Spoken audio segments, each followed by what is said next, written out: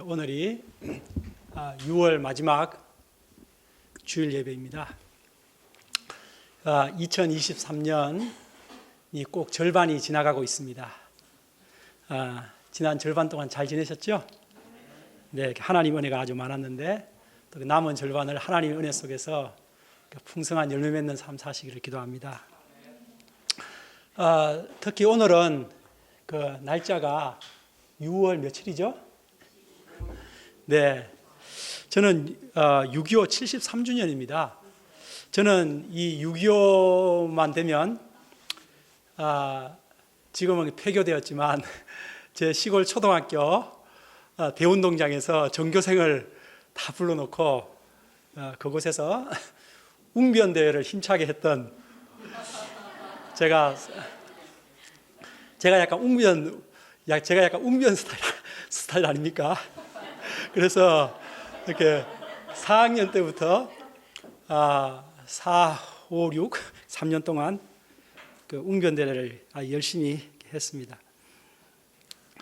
6.25 전쟁을 겪었던 우리들로서는 저 멀리 유럽 쪽에서 일어나고 있는 그 우크라이나 전쟁이 남의 일 같지가 않습니다. 하나님의 은혜로 우리 한반도는 그 유엔과 미국의 도움을 받아서 이 남한이 공산화되지 않고 자유민주주의가 지켜져서 저희가 지금처럼 이렇게 자유롭고 아주 행복한 삶을 살고 있는 줄 믿습니다. 이것이 바로 우리 애국가 가사에 나오는 것처럼 하나님이 보호하사입니다. 우리가 북한이 아니라 이 자유민주주의 남한에서 사는 것이 일단 너무나 감사하고 또 북한에 그곳에 고통하는 우리의 형제들을 위해서 기도하게 됩니다. 우리가 이 자유민주주의를 잘 지키고 또 하나님께서 저희들에게 참 정치적으로 민주화 또 아주 경제적으로 아주 10대 안에 들어가는 부강한 나라가 되게 하신 이 하나님의 넘치는 축복을 받은 나라로서 우리가 전 세계의 어려운 나라에 경제적으로 또 특히 우리는 하나님을 믿는 사람으로서 선교사로 복음으로 열심히 섬기는 이 나라가 될 수 있기를 간절히 기도합니다. 네, 저희들이 우간다 그 베데스다를 섬기는 것도 그런 아주 좋은 일환이라고 생각이 됩니다. 우리 함께 오늘 말씀의 제목을 읽겠습니다. 시작. 하늘에서 내려온 떡. 요절도 읽겠습니다. 시작. 나는 하늘에서 내려온 살아있는 떡이니 사람이 이 떡을 먹으면 영생하리라. 내가 줄 떡은 곧 세상의 생명을 위한 내 살이니라. 예, 그럼 제가 기도하고 말씀을 섬기겠습니다. 고마우신 하나님 아버지,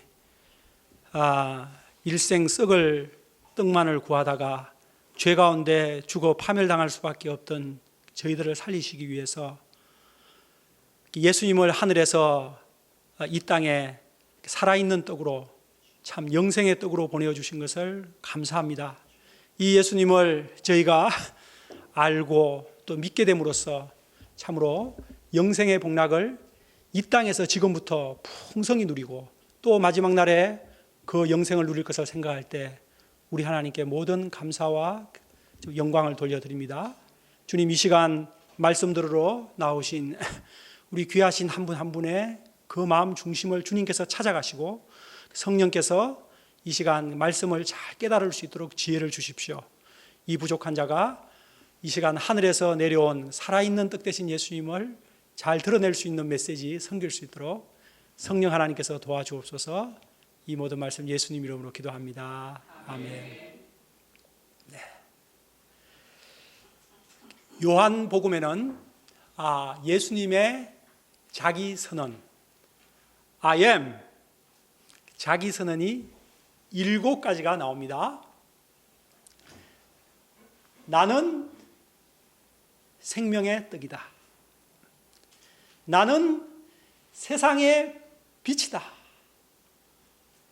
나는 양의 문이다. 나는 선한 목자다. 나는 부활이요 생명이다. 나는 길이요 진리요 생명이다. 나는 참 포도나무다. 이 7가지 자기 선언 중에서 오늘은 그 첫 번째, 나는 생명의 떡이다. I am the bread of life. 이 말씀입니다.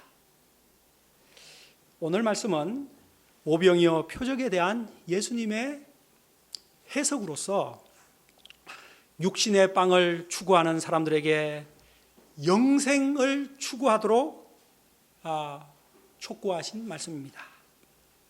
이 시간 말씀을 통해 하늘에서 내려온 생명의 뜻 대신 예수님을 우리가 마음 깊이 영접할 수 있기를 기도합니다. 그래서 날마다 하늘에서 내려온 뜻 대신 예수님을 먹고 마심으로써 영생을 맛보고 누리는 복된 삶을 사시는 여러분들 되시기를 간절히 기도합니다. 지난 시간 예수님께서 보리떡 5개와 물고기 2마리로 무리를 약 남자만 5,000명, 전체는 약 2만 명이나 되는 그 많은 무리를 원대로 배불리 마음껏 먹이셨습니다. 그 이튿날이었습니다. 무리들은 끈질기게 다시 예수님을 찾아 배를 타고 가버나움으로 쫓아왔습니다. 그리고 예수님을 만나 반갑게 인사했습니다. 랍비여, 언제 여기 오셨나이까? 저희들이 얼마나 찾았는데요. 그런데 그토록 수고하여 먼 길을 찾아온 이 무리들에게 예수님의 반응이 좀 냉랭하신 것 같습니다. 예수님답지 않게요. 내가 진실로 진실로 너희에게 이르노니 너희가 나를 찾는 것은 표적을 본 까닭이 아니요 떡을 먹고 배부른 까닭이로다. 예수님은 길을 쓰고 찾아온 무리들의 마음 중심을 꿰뚫어 보셨습니다. 그들이 예수님을 길을 쓰고 찾아온 목적이 오병이어 표적을 보고 예수님을 그리스도로 믿기 위함이 아니라 다시 또 떡을 얻어 먹고자 찾아온 것을 아셨습니다. 그래서 그들에게 말씀하셨습니다. 우리 함께 27절을 같이 읽죠. 시작. 썩을 양식을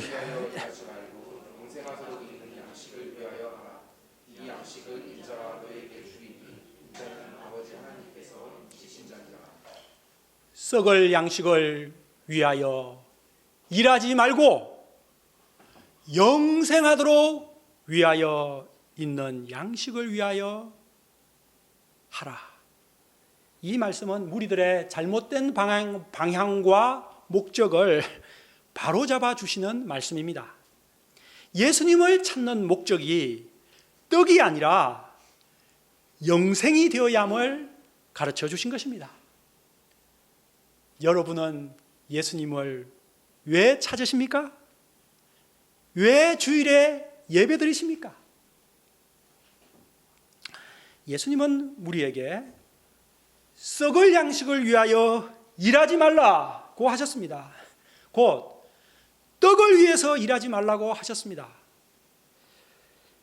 우리가 세상을 살아가기 위해서는 떡이 필요합니다. 먹을 양식이 필요합니다. 우리는 떡을 위해 월화수목금 일해야 합니다. 공부를 해야 하고 연구실에 가야 하고 직장에 다녀야 합니다. 알바를 해야 합니다. 그러면 떡을 위해서 일하지 말라고 하신 이 말씀은 도대체 무엇입니까? 그것은 떡이 목적인 삶을 살아서는 안 된다는 것입니다. 여러분, 떡이 목적이 될 수 있을까요? 떡은 수단이지 목적이 될 수 없습니다. 목적은 예수님이 되어야 하며 영생이 되어야 함을 예수님은 가르쳐 주시는 것입니다. 오늘날은 더 큰 떡, 더 맛있는 떡, 또 더 웰빙의 그런 떡을 이렇게 차지하고자 치열하게 경쟁하는 사회입니다. 그리고 사람들은 많은 떡을 모아놓으면 행복할 것이라고 생각합니다. 심지어 떡만 많으면 영원히 살 것처럼 생각합니다. 그리고 떡을 추구하는 자신이 잘하고 있다고 생각합니다. 그것은 착각입니다. 예수님은 그런 자들에게 썩을 양식을 추구하고 있다고 하시는 것입니다. 여러분, 떡이 필요합니다. 돈이 필요합니다. 어느 정도 필요합니까?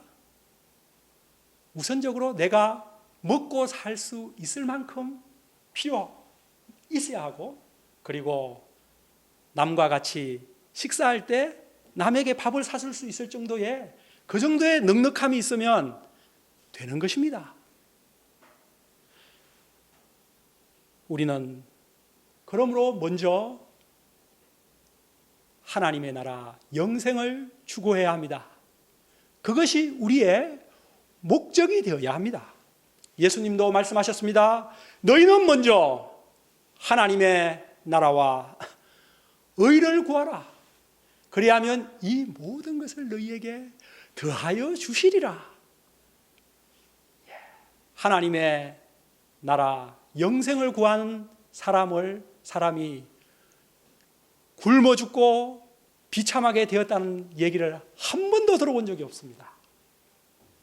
우리 관악칠부 모든 분들은 떡이 목적이 아니라 하나님 나라 영생을 목적으로 삼고 사는 참 가치관이 노블한 분들, 영적인 분들 되시기를 기도합니다.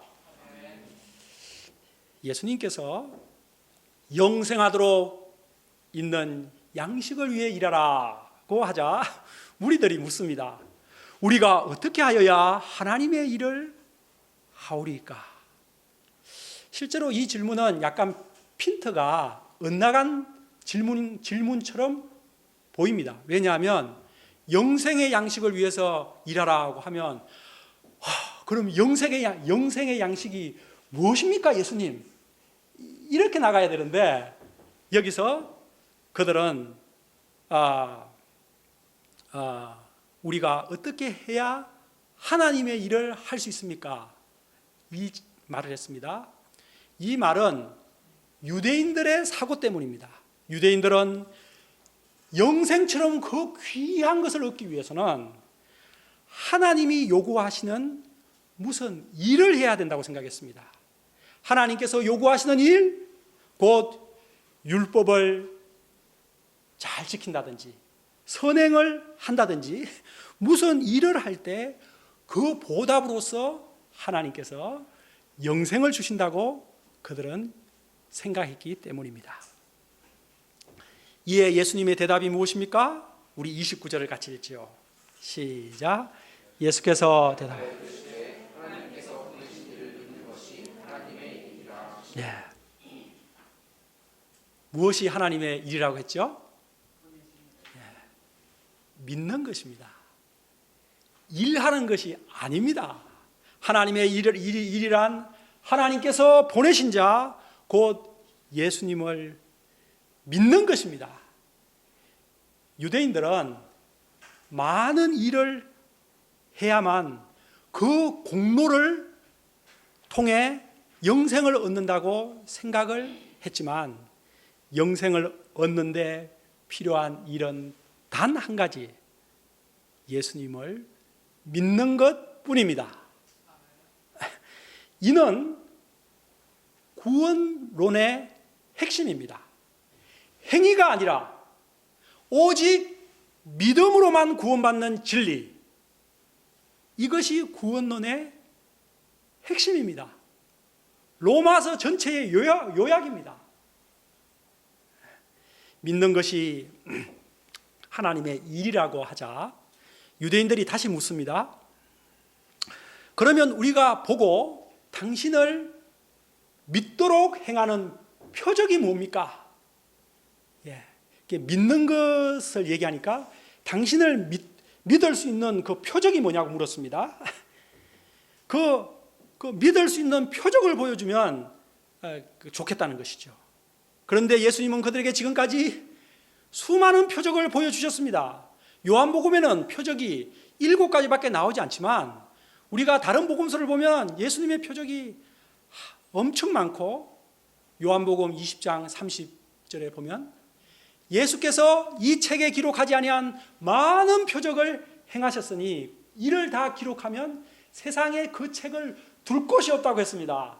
그 정도로 예수님은 만나는 사람마다 이게 많은 표적을 행하셨습니다. 그러나 그들은 이 예수님의 표적을 보고도 믿지 않고 또다시 표적을 요구합니다. 그리고 자신들이 원하는 표적이 무엇인지를 은근하게 예수님께 말하고 있습니다. 그것이 뭡니까? 31절 같이 읽죠. 시작. 기록된 바 하늘에서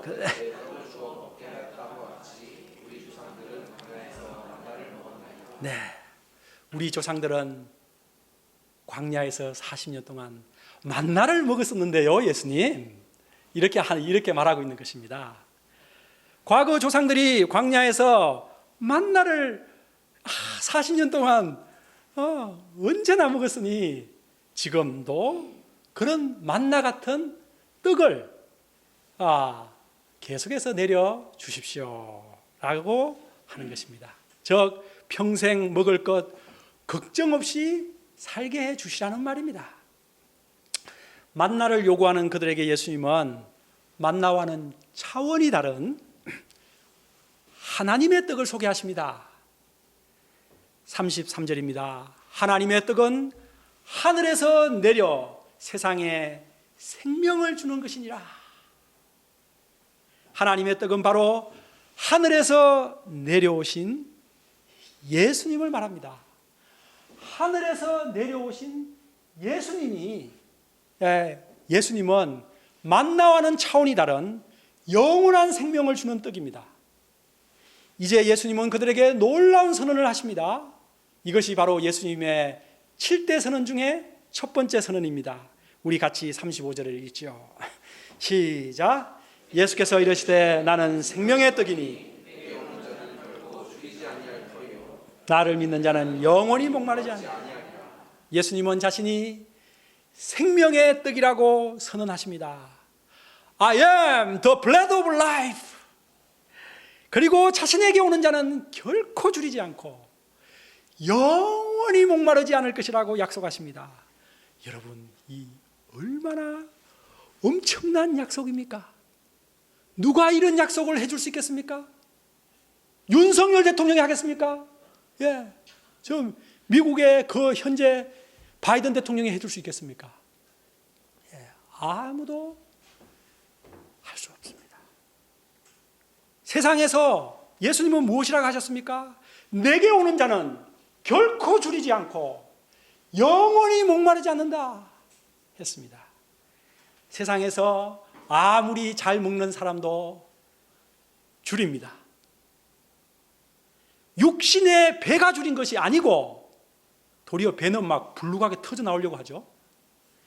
마음과 영혼이 줄이고 있습니다.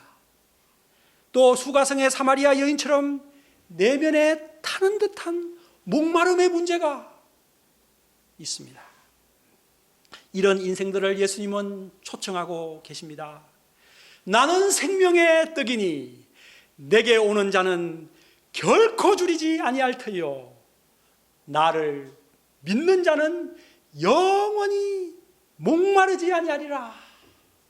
여러분, 영원히 줄이지 않는 배부른 삶, 영원히 목마르지 않는 만족한 삶을 살기 원하십니까? 그러면 생명의 떡 대신 예수님께로 가면 됩니다. 그리고 그 떡을 먹으면 됩니다. 예수님은 자신에게 나오는 자들을, 예수님을 먹고자 나오는 자들을 결코 내쫓지 않겠다고 하셨습니다. 예수님께 가는데 예수님이 리젝트하는 사람은 한 명도 없습니다. 사람들은 예수님에 대해서 예수님이 자기를 뭐 사랑하지 않는 것 같다, 뭐 자기를 뭐 이렇게 예정하지 않은 것 같다, 뭐 이런 식으로 부정적인 말을 많이 하면서 부정적으로 말하는데 그 다 거짓말이고 자기 스스로의 예수님께로 가지 않는 것을 합리화하는 말일 뿐입니다. 예수님은 자신에게 나오는 자들을 결코 내쫓지 않겠다고, never, 절대로 내쫓지 않는다고 했습니다. 예수님께 가까이 가는 사람, 우리가 작년 수양의 타이틀이 하나님께 한 걸음 더였죠. 하나님께 더 한 걸음 더 나가고자 하는 사람에게 이번 여름 수양회에서 우리가 예수님께 한 걸음 더 나가고자 할 때 예수님은 웰컴, 다 받아주십니다.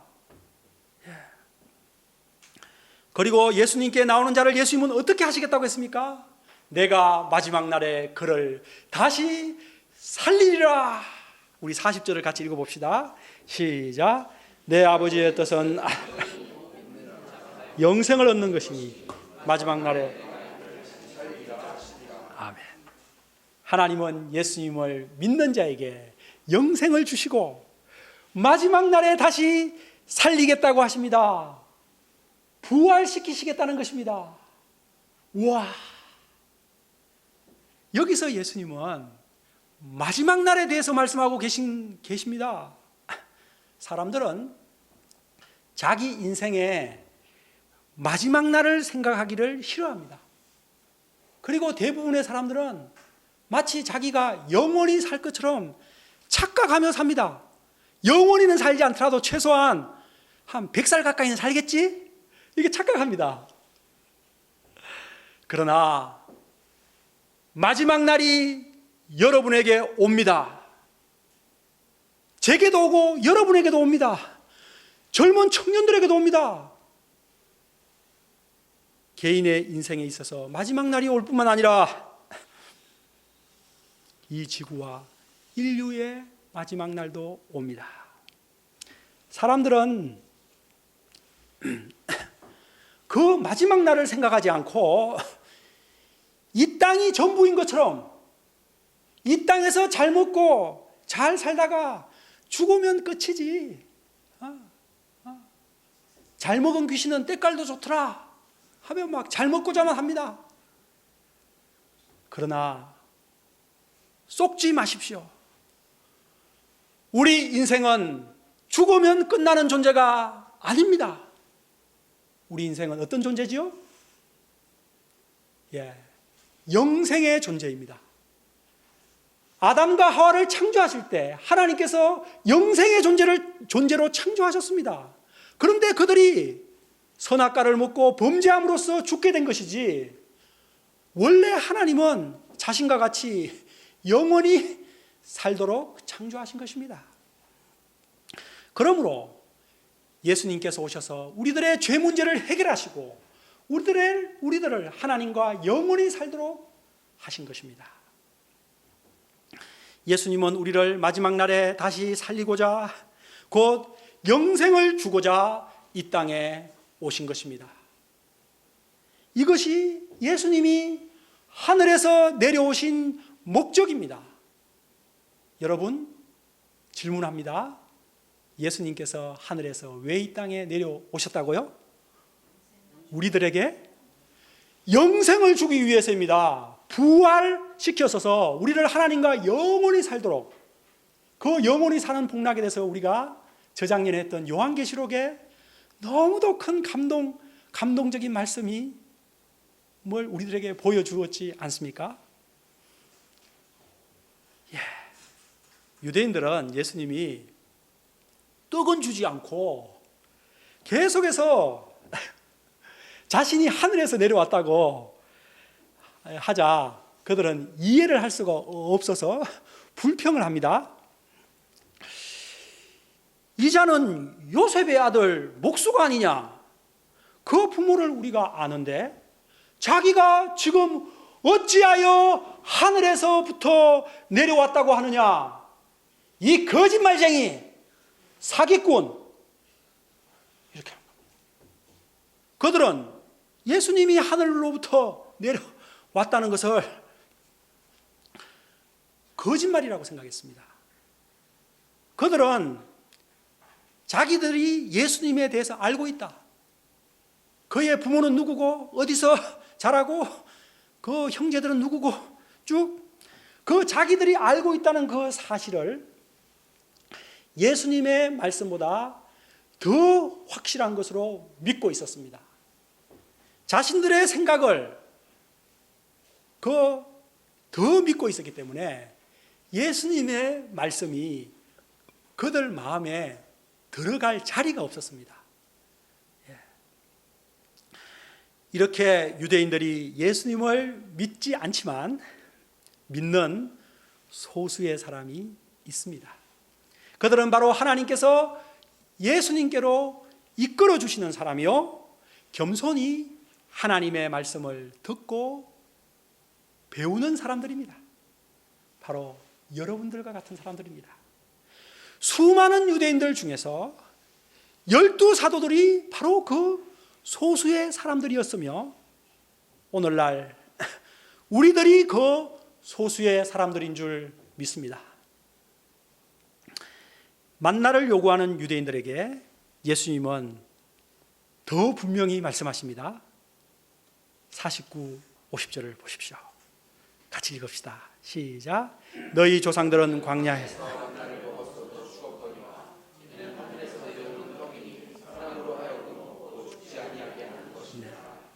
너희 조상들은 광야에서 만나를 먹었어도 죽었지 않느냐?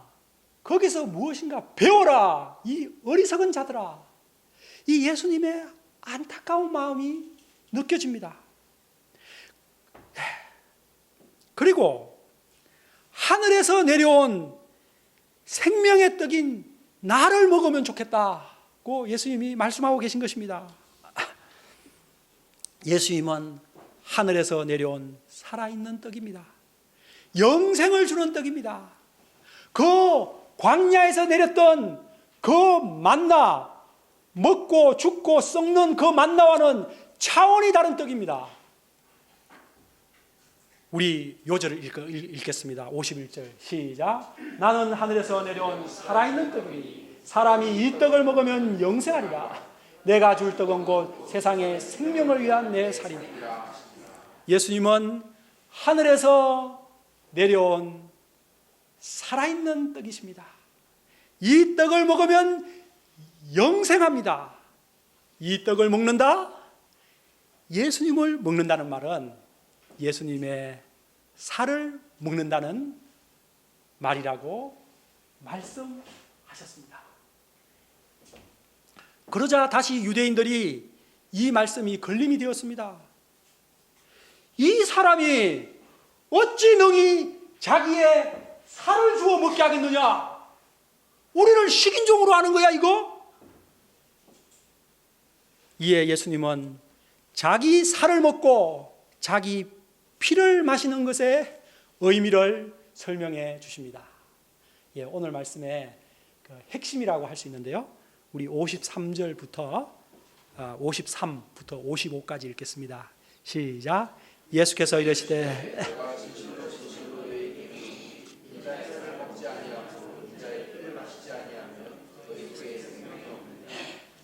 살 먹고 내 피를 마시는 자는 야,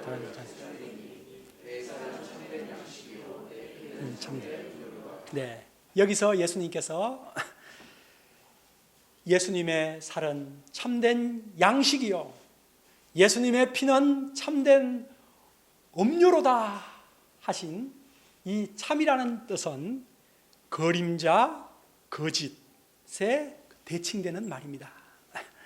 지금까지 먹고 마셨던 떡과 음료는 또 조상들이 먹었던 그 만나는 실은 그림자에 불과한 것입니다. 왜냐하면 먹고도 죽었기 때문입니다. 만나는 그 광야에서 출애굽기에서 40년 동안 그 하늘에서 하나님이 내려주셔서 먹었던 그 만나는 무엇을 상징하는 것입니까? 장차 하늘에서 내려서 인생들에게 영생을 주실 참떡 예수님을 예표하는 것입니다. 그러면 오늘 말씀의 핵심인 예수님의 살을 먹고 피를 마신다는 뜻이 무엇입니까? 이는 간단하게 얘기하면 예수님께서 나의 죄를 대신해서 십자가에서 그 귀한 살이 찢기시고 그 피를 흘리신 것을 믿는 것을 말합니다.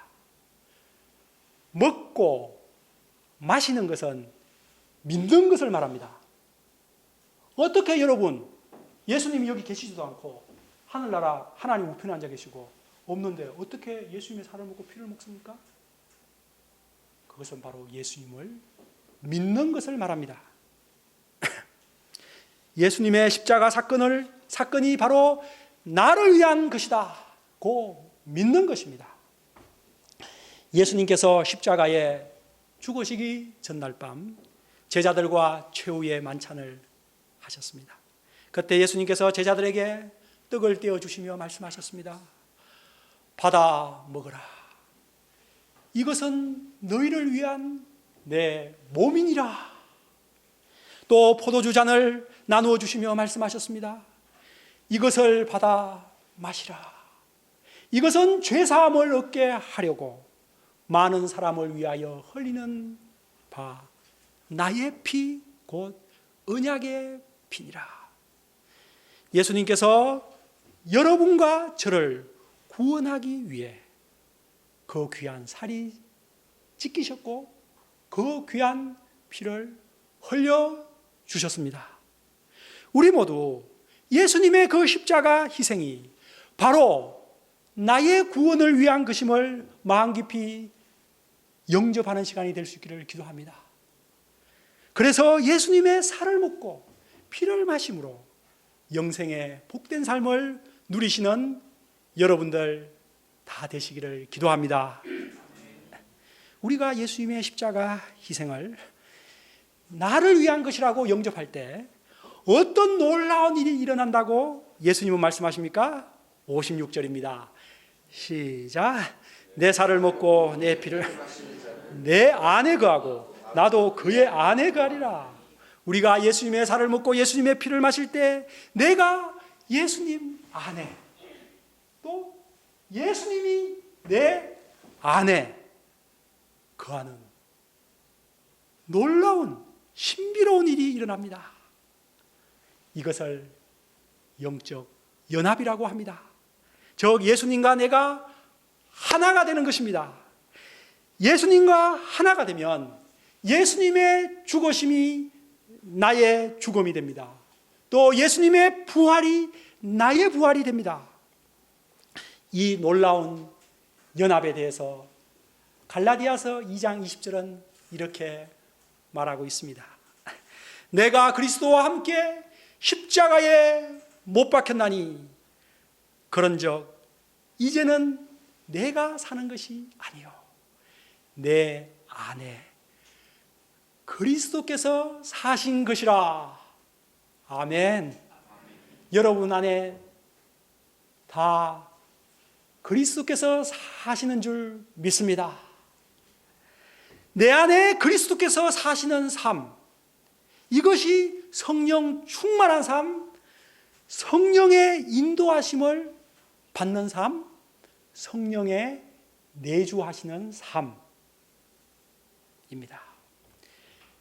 그때 내 안의 주인이 내가 아니라 예수님과 성령님이 되시기 때문에 그 마음은 늘 영생의 천국의 기쁨을 누리는 것입니다. 예수님의 이 깊은 말씀을 들은 사람들의 반응이 어땠습니까? 이 말씀은 어렵도다. 너무 어려워. 여러분 중에 지금 이 말씀이 너무 어려운 분 있으십니까? 아마 몇 분 있을 수도 있다고 생각합니다.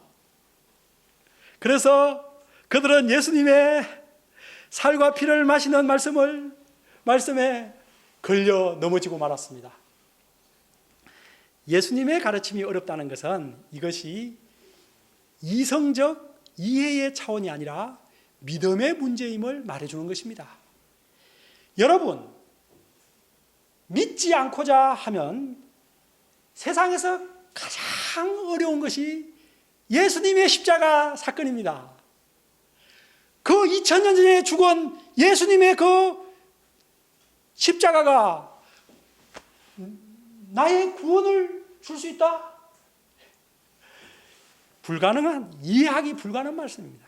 그러나 믿고자 하면 그렇게도 쉽고 은혜로운 것이 예수님의 십자가입니다. 우리에게 그 은혜를 주신 하나님을 찬양합니다. 육에 갇힌 생각으로 도저히 예수님의 말씀을 깨닫지 못하는 그들에 대한 안타까움으로 예수님은 그들에게 마지막으로 말씀하십니다. 살리는 것은 영이니 육은 무익하니라. 무엇은 무익하다고요? 육은 무익하다고요. 살리는 것은 영. 곧 이 영적인 생각, 믿음이 살린다는 것입니다. 육적인 생각, 떡을 구하는 생각은 결코 사람을 살리지도 영생을 주지도 못하는 무익한 것일 뿐입니다. 온 세상 사람들이 그 무익한 것을 구하고 있습니다.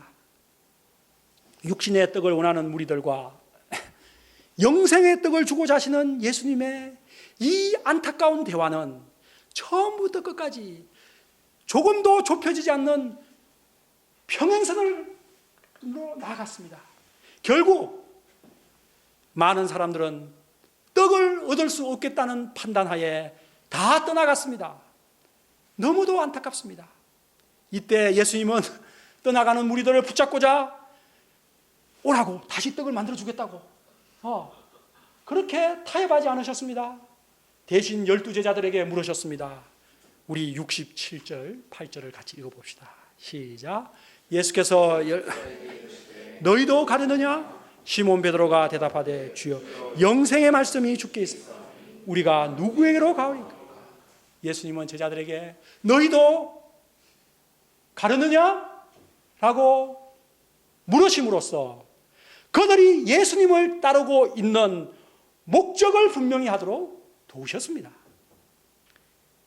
이때 베드로가 아주 분명하게 대답합니다. 주여 영생의 말씀이 주께 있사오니 우리가 누구에게로 가오리까? 저는 결코 안 갑니다. 결코 예수님을 떠나지 않습니다. 영생은 예수님에게만 있는데 어디 간단 말입니까? 베드로 그 신앙 고백도 멋있는데 이것도 참 멋있는 것 같아요. 많은 사람이 예수님께서 떡을 주지 않고 영생을 자꾸 말하자 떠나갔지 않습니까? 그런데 베드로는 예수님이 그 떡이 아니라 영생을 말씀하시자 그는 떠나가지 않았습니다. 예수님의 그 영생의 말씀이 떡을 추구하는 무리들을 떠나가게 만들었죠. 그러나 반면 베드로는 영생을 추구하고 있었기 때문에 떠나가지 않았습니다. 여러분은 무엇을 추구하십니까? 우리도 베드로처럼 예수님을 따르는 목적이 영생의 말씀이 될 수 있기를 기도합니다. 베드로는 영생의 말씀을 주시는 예수님을 하나님의 거룩하신 자, 곧 그리스도로 고백합니다. 69절을 읽겠습니다. 시작. 우리가 주는 하나님의 이는 예수님을 그리스도 메시아로 신앙 고백한 말입니다. 이 베드로의 신앙 고백이 우리들의 분명한 신앙 고백이 될 수 있기를 기도합니다. 결론을 맺습니다. 예수님께서 오병이어 표적을 보여주신 사건은 이를 통해 사람들이 예수님을 그리스도로 믿고 영생을 얻도록 보여주신 표적이었습니다.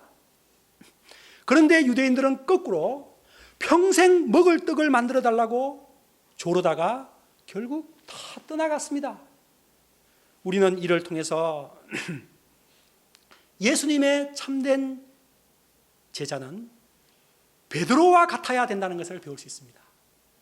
베드로처럼 떡이 아니라 영생을 추구하는 사람이 되어야 한다는 것을 알게 되었습니다. 예수님의 참 제자는 영생의 말씀을 추구하는 자며 예수님을 먹고 마시는 자입니다. 우리는 예수님을 날마다 먹고 마시는 사람들이 되어야겠습니다. 예수님만으로 배부르고 예수님만으로 만족한 삶 사는 분들 되어야겠습니다. 예수님 안에 영생이 있고 예수님을 먹고 마실 때 참된 만족과 영원한 행복이 있습니다. 모든 분들이 이번 한 주 예수님을 풍성히 먹고 마심으로써 기쁨과 행복이 넘친 영생을 누리는 한 주 사시기를 간절히 기도합니다. 기도하겠습니다. 하나님 아버지, 참으로 감사합니다. 계속해서 썩을 떡만을 구하는 유대인들로 인해 예수님의 마음이 참으로 안타까우셔서 계속 그들에게 영생의 떡 대신 예수님을 구하도록 긴 말씀을 해주시는 것이 너무도 감사합니다. 이를 통해서 이를 통해 저희들이 예수님이 어떤 분이신지 더 잘 알게 되어서 감사합니다. 예수님은 바로 하나님께서 보내신 하늘에서 내려온 생명을 주는 떡, 영생의 떡이십니다. 저희가 이 예수님의 떡을 날마다 먹고 또 예수님을 마심으로써 주님 참된 영생의 복락을 날마다 이 땅에서 누리고 또 주님의 나라에서 영생을 누리게 하옵소서. 감사하고 예수님 이름으로 기도합니다. 아멘.